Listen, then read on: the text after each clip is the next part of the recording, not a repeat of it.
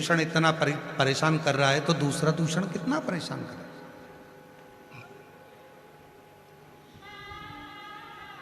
तो निवेदन है इसको मारो, पर मारू कैसे? एक दूषण असुर इतना कष्ट दे रहा है तो दूसरा दूषण असुर कितना कष्ट देगा। जितनी रक्त गिरेगी उतना दूषण असुर उत्पन्न होता चले जाएगा, उतना परेशान करेगा।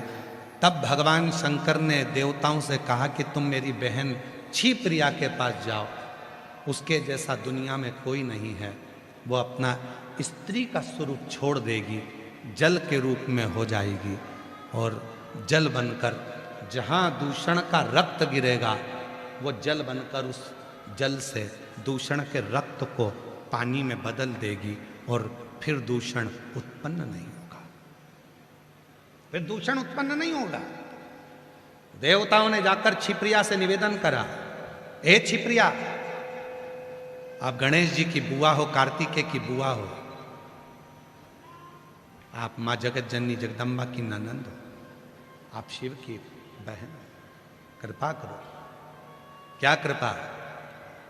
जब भगवान शंकर दूषण नाम के असुर को मारे, दूषण का रक्त नीचे नहीं गिरना चाहिए, उसको पानी से धो देना। क्षिप्रिया ने कह दिया ठीक है, मैं आऊंगी, जल बनकर आऊंगी। शिव जी से कह दो जाओ दूषण नाम के असुर को मारे। शंकर भगवान चले गए दूषण नाम के असुर को मारने के लिए।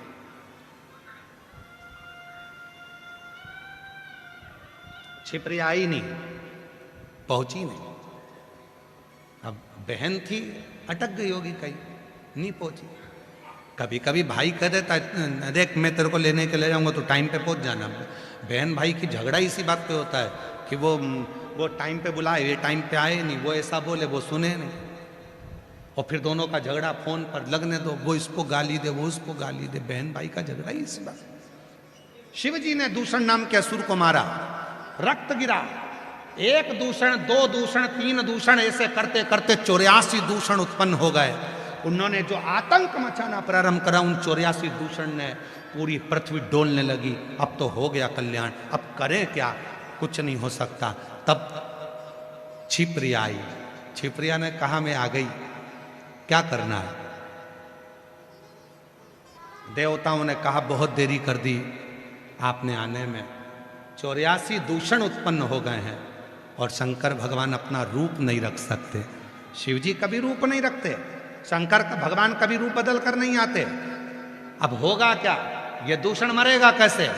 क्षिप्रिया ने कहा चिंता मत करो, मैं इतनी बलवान हूं कि मेरे भाई के 84 टुकड़े कर सकती हूं।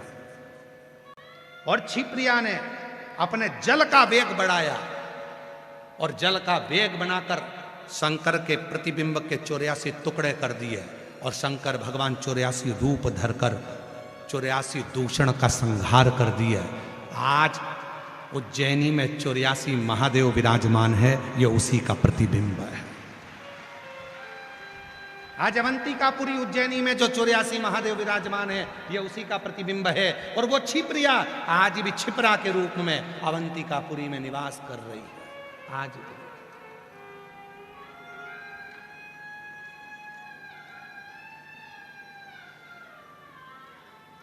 इसलिए भारत की भूमि की सबसे बड़ी राखी, भारत की भूमि की सबसे बड़ी राखी अगर कहीं बनती है तो वो देव अधिदेव महादेव महाकाल राजा को बनती है, क्षिप्रिया की।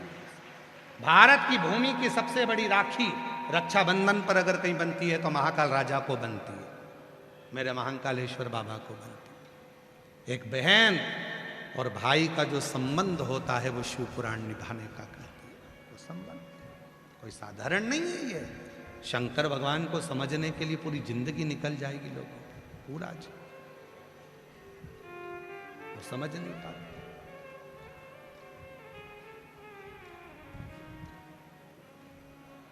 मैंने तेरे ही भरोसे बाबा, तेरे ही भरोसे हवा बिच उड़ती जागी, बाबा डोर हथो छड़ीना में कटी जाएगी। भोले मैं तेरी पतंग, शंभू मैं तेरी पतंग। तो शिव महापुराण की कथा कर रही है। जितने ऊंचे पद पर मेरे देव अधिदेव महादेव बैठे हैं, भगवान शंकर देव नहीं है, महादेव हैं। देवों में भी देव महादेव है। ऊंचे पद पर बैठे हैं, इसलिए वो गंभीर हैं, इसलिए वो सहते हैं दुनिया की आलोचना, दुनिया की गालियां, दुनिया के ताने, दुनिया के अपशब्द। तुम जब ऊंचाइयों पर बैठो तो तुम सहन करना सीख लो।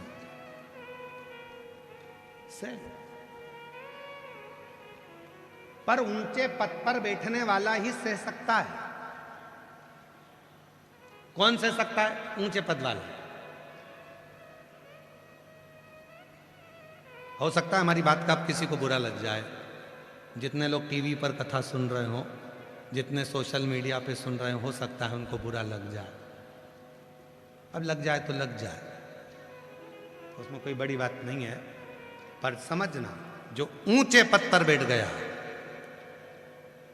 प्रधानमंत्री मुख्यमंत्री के पद पर, बड़े पद पर जो बैठ जाता है, उसको उसकी आलोचना होती है, वो ज्यादा जवाब नहीं देता। कोई कुछ भी कह देता है, वो ज्यादा जवाब नहीं देता, क्योंकि वो इतने ऊंचे पद पर बैठा है। कहाँ प्रधानमंत्री, मुख्यमंत्री, राष्ट्रपति, बहुत बड़ा पद पर बैठा है। और जो छोटे पद पर होता है उसकी आलोचना कोई करके बता दे। अपने ही पास में पार्षद जी रहते हैं, उनकी आलोचना करके बताओ अपने क्षेत्र में, फिर वो पकड़ के ले जाएंगे, प्रसाद दे देंगे। ऊंचे पद पर बैठा है इसलिए उसने सहन करा। जो अभी पद पर चढ़ा है, जो धीरे धीरे आगे बढ़ा है, उसकी जब आलोचना होती है तो उसे सहन नहीं होता। लाओ उसको पकड़ कर ले जाओ उसको कमरे में, देव प्रसाद लपक।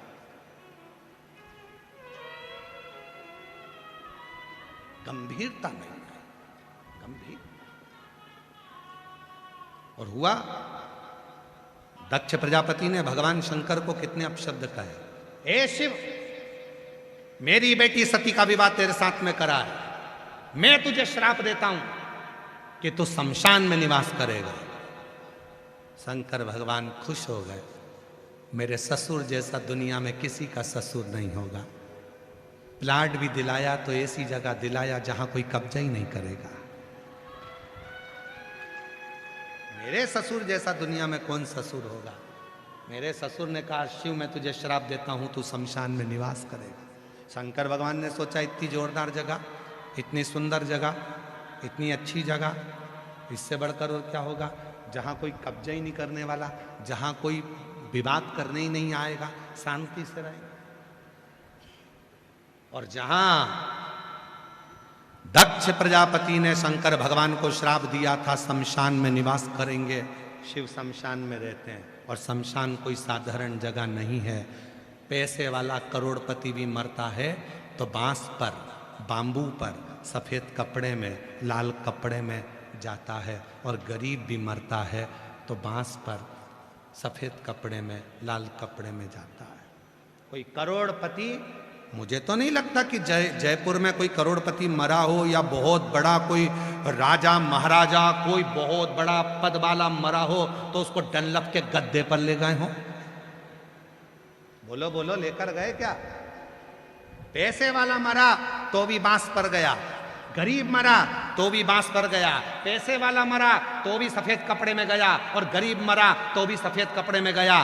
वहां जाने के लिए ऊंची और नीची बात नहीं, वहां तो सबकी शान सम है, इसलिए उसका नाम शमशान है। वहां सबकी शान सम है, अमीर भी है तो लेवल का, गरीब भी है तो लेवल का। शंकर के दरवाजे पर जो आता है उस सब बराबर शान का है, इसलिए उसका नाम शमशान है। सबकी शान बराबर है, कोई बड़ा नहीं, कोई छोटा, कोई बड़ा। आए हो श्राप दिया दक्ष प्रजापति ने शिव जी को। शंकर भगवान कुछ नहीं बोले क्योंकि पद ऊंचा है। जो ऊंचे पद पर बैठता है वो जवाब नहीं देता, इंतजार करता है, रुको समय आएगा जवाब दिया जाएगा, अभी जरा शांति रखो, टाइम आन दो, जरा इंतजार करो, चुप रहो, बैठे रहो। गंभीरता चाहिए बड़े वाले में, और शंकर जी गंभीर रहते हैं, मौन रहते हैं। और वही हुआ। थोड़े समय के बाद दक्ष प्रजापति ने जब एक अनुष्ठान रखा और उस अनुष्ठान में इंद्र को कुछ कह दिया तो इंद्र तो लड़ने बैठ गया। क्यों? क्योंकि बड़े में गंभीरता होती है, छोटे में नहीं। शिव चुप रह गए श्राप मिलने के बाद भी, पर इंद्र चुप नहीं रह पाए कुछ कहने को। इंद्र नहीं रहा। जवाब का इंतजार करो, समय का इंतजार करो, समय आएगा तो जवाब दिया जाएगा। कई लोग कहते हैं क्यों तू मंदिर जाती है, तू भगवान को जल चढ़ाती है, तू पूजन करती है, तू भगवान का स्मरण करती है, तू भगवान की भक्ति करती है, इसके बाद भी तेरे पास में इतना दुख है, तेरे को इतना तकलीफ है। महाराज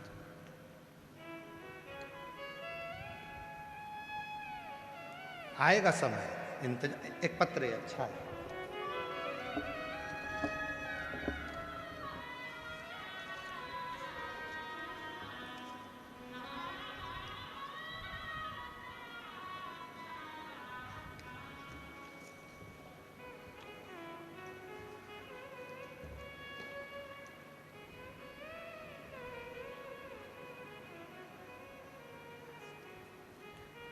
मेरा नाम मनीषा नागर है, पति का नाम मुरली नागर है, निवासी ग्राम बम्बूली, तहसील नेनवा, जिला बूंदी, राजस्थान से है। गुरुजी, भोले बाबा की महिमा का मैं क्या गुणगान करूं, एक लोटा जल का क्या बखान करूं। हमारी शादी को 11 साल हो गए थे, लेकिन हमें संतान का सुख प्राप्त नहीं हुआ।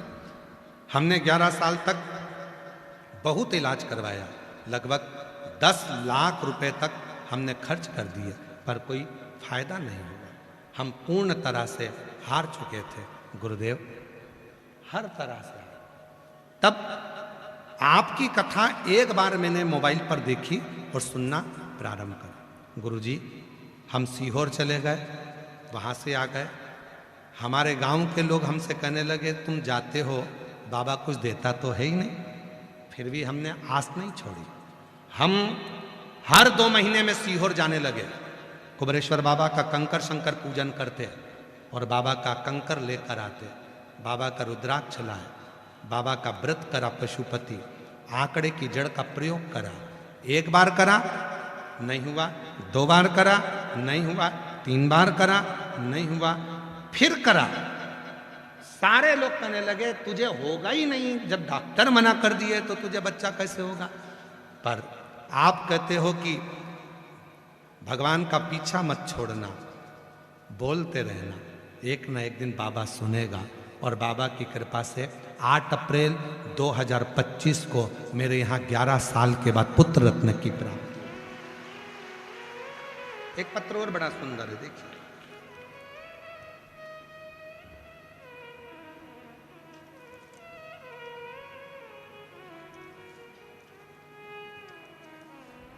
मेरा नाम बंटी रावत है। कहीं बैठे हो बंटी रावत जी? मेरा नाम आप ही है, आ जाइए, आ जाओ।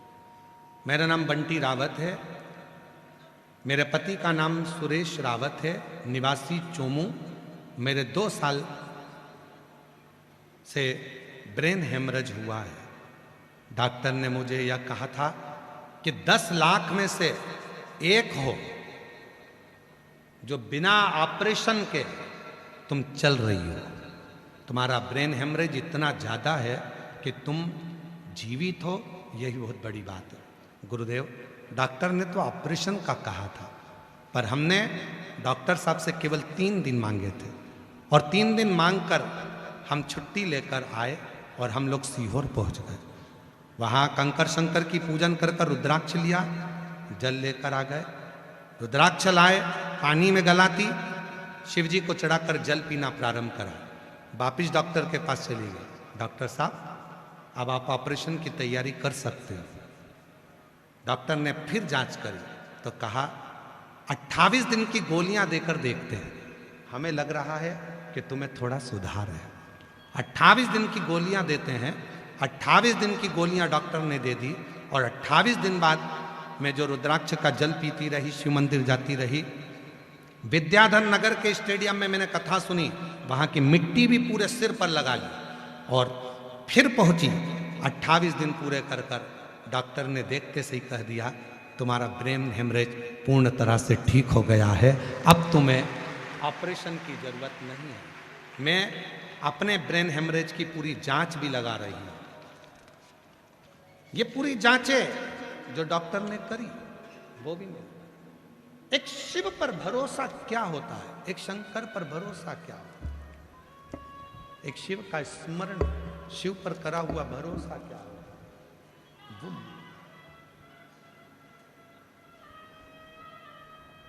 ऐसे दयालुनाथ से रिश्ता बनाइए, ऐसे दयालुनाथ से रिश्ता बनाइए, मिलता रहेगा आपको जो कुछ भी चाहिए,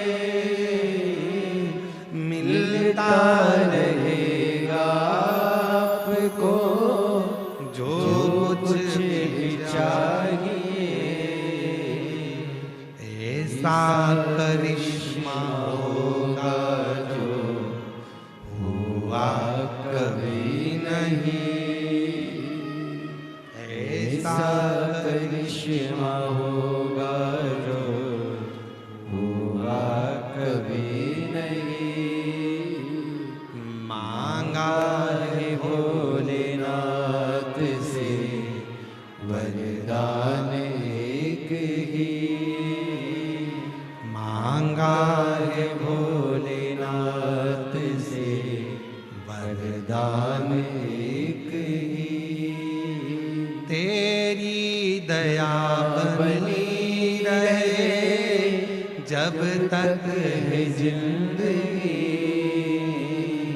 तेरी दया बनी रहे जब तक है जिंदगी। मांगा है भोलेनाथ से वरदान एक ही, मांगा है भोलेनाथ से वरदान एक ही। कैसी कृपा करेगा, कब कृपा करेगा, कोई भरोसा नहीं। उसकी कृपा कितनी है, कितनी दया करता है वो, कितनी करुणा करता है, ये कोई नहीं जाने। पत्र देखिए आप लोग, जरा पत्र का अंदाजा लगाओगे। हमें उम्मीद नहीं थी कि जयपुर में इतने पत्र आ जाएंगे, ये सोचने वाली बात है। कितना पत्र जिन भक्तों को भगवान ने दिया, उन्होंने पत्र में लिखकर भेज दिया। पत्र देखिए, एक इधर खड़ा है, पत्रों का दर्शन करिएगा, देखिए। एक यहाँ खड़े हो जाओ, इसको पकड़ना। चैनल वालों से निवेदन है, पत्र जरूर दिखाना, दिखे कि मेरे भोले बाबा ने कितनों को दिया है और कितना कितना दिया है। और पत्र पढ़ते नहीं है, इतने पढ़ नहीं पाते।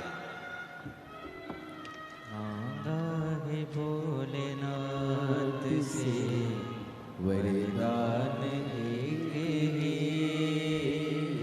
पकड़ो। मांगा है भोलेनाथ से वरदान एक ही,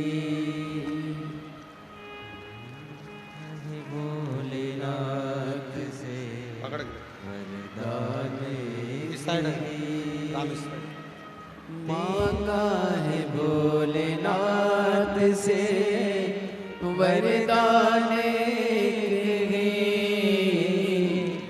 मांगा है भोलेनाथ से वरदान एक ही। तेरी कृपा बनी रहे जब तक है जिंदगी,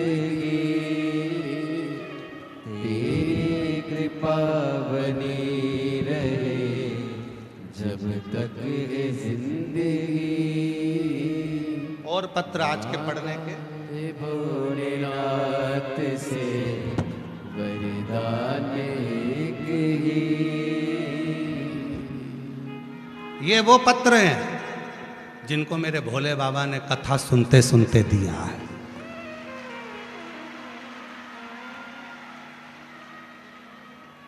और भीलवाड़ा की तैयारी रखना, 3 महीने का इंतजार मेरा शिव नहीं करता। आप में से ना जाने कितने होंगे जिनकी झोली और गोदी मेरा बाबा भीलवाड़ा से पहले भर देगा और बुलाकर पत्र लिखवा। ये वो शिव है। ले जाओ,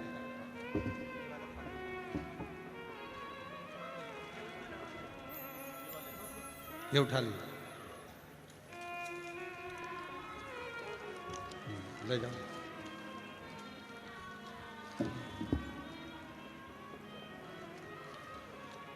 मांगा